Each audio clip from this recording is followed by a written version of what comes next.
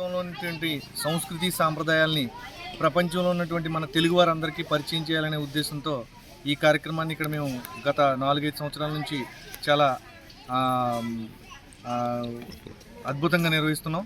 మరి ఈ నియోజకవర్గంలోనే కాకుండా రాష్ట్రంలో ఉన్నటువంటి ఇతర ప్రాంతాల్లో ఉన్న తెలుగు వారందరూ కూడా ఈ కోనసీమ సంక్రాంతి సంబరాల్లో భాగస్వాములై ఈ కార్యక్రమాన్ని విజయవంతం చేయవలసిందిగా కోరుతున్నాం.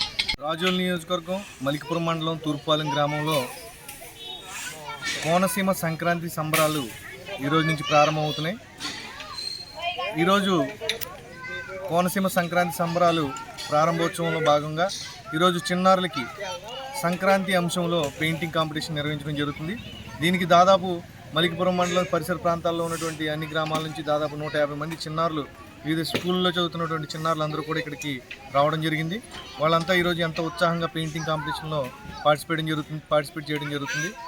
ప్రైమ్ 9 యొక్క సౌజన్యంతో ఈ కార్యక్రమాన్ని ఇక్కడ ఏర్పాటు చేసుకున్నాం.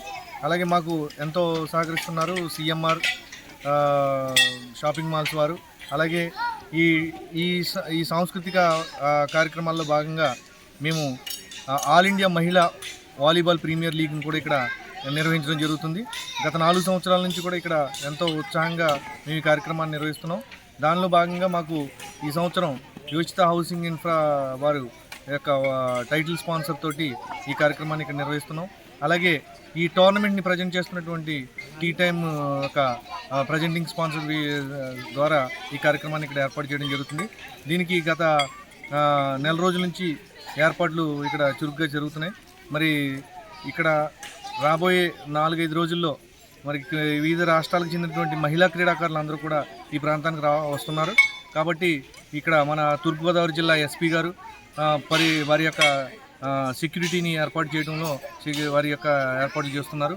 అలాగే మన కోనసీమ జిల్లా కలెక్టర్ గారు అయినటువంటి హిమాంశు శుక్లా గారు ఈ కార్యక్రమానికి చైర్మన్గా, ఆర్గనైజింగ్ కమిటీ చైర్మన్ గాను, అలాగే ఎస్పీ గారు వైస్ చైర్మన్ గాను వ్యవహరిస్తున్నారు. ఈ కార్యక్రమాన్ని అడబాల స్పోర్ట్స్ ఫౌండేషన్ ఆధ్వర్యంలో ఇక్కడ ఏర్పాటు చేయడం జరిగింది. దీనికి దాదాపు ఒక 70 లక్షల రూపాయలు వెచ్చించి ఇక్కడ ఈ కార్యక్రమాలన్నీ నిర్వహించడం జరుగుతుంది.